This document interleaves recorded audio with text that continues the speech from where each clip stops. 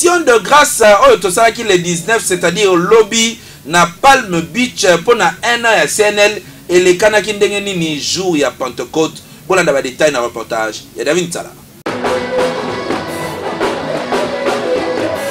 Dimanche 19 mai 2013, jour ya Pentecôte, journée Oyo communication na linga la CNL aponaki pona ko rendre grâce pe koloba merci na Dieu tout puissant pona miracle, grâce bénédiction pe faveur Oyo asaleli bango pendant 1 an, puissance ya Saint-Esprit ezalaki na rendez-vous ba fanatique ya CNL ba utaki partout pona baya kokumisa nzambe babina basepela ensemble.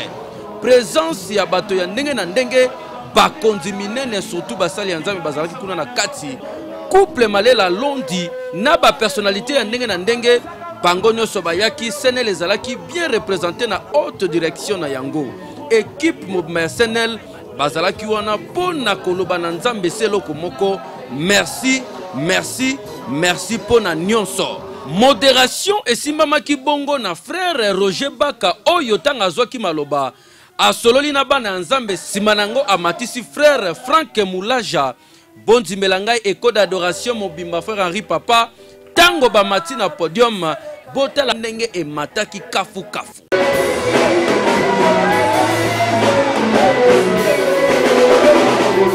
Kaka na même logique pe na même ambiance frère Patrice Moubia ayeko mata ye ayeko sopa onction divine na banzembo na ye ezalaki somo bandeko nyonso basepelaka na CNL basimbamaki na onction ya nguya molimo mosanto ezalaki ya kosakana te.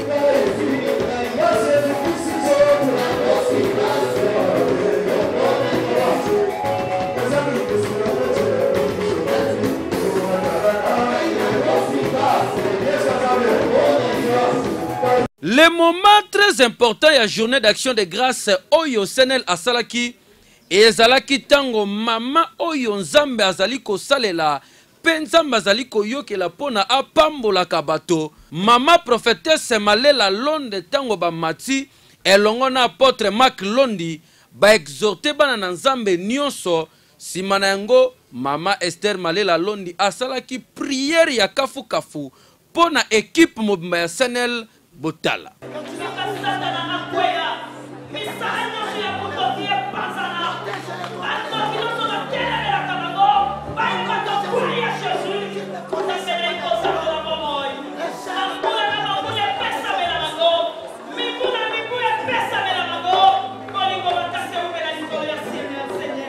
Engaye esuka kinde ngwana tebotu nanga nani frère Moïse Matuta amati na podium vibration Palm Beach tombé sans résistance na puissance ya nzambe bato nyonso kobina CNL kobina ambiance ezanga lipasa nyonso oyo bozali komona na mabina ezali kolakisa ndenge nini CNL andimaka nzambe pe balobi bakumisa nkolo oyo asali bango grâce ya une année avec miracle succès ya kosakana te na Congo pe na mokili mobimba.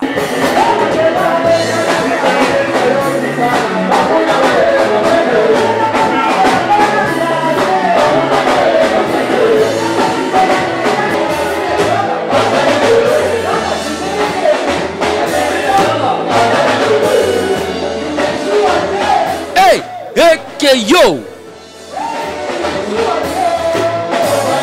Bato bazaki wana bazangaki malobati dona ne sengo makai do elakisi peneke CNL baba na nzambe ba invité biso to ekokumisa nzambe donc bamemi biso na adoration likolo tokomi likolo na paraiki na ne sengo makai CNL kitoko wapi elenge wapi mafuto wapi makano sengo na zanango nanu na monite na ekokumisa nzambe ndenge bakokisi ina na bango sala na bango ba sala kitoko makamuna bango nyonso ekende liboso oyo toyezala ya suka te meyezala ya mikolo nyonso chaque année oyo akosepelaka na bango na sepeli makasi eloko ya nzambe eza nzambe oyo uti na mokili ya mokili eza commentaire te abana lala obana nyonso nga mpe natalaka CNL nakoma fanatiki nango eza ya nzambe merci mingi ndenge apesi bango mula bango tolingi ebaki nsoma ya koleka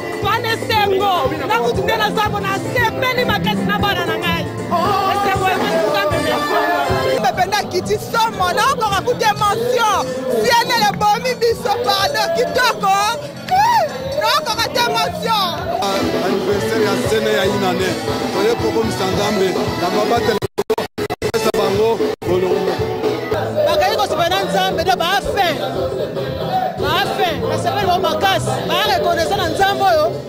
Oya bimisi bango. Oya sala bango ya pesa bango musala wa. Vraiment nazo féliciter bango.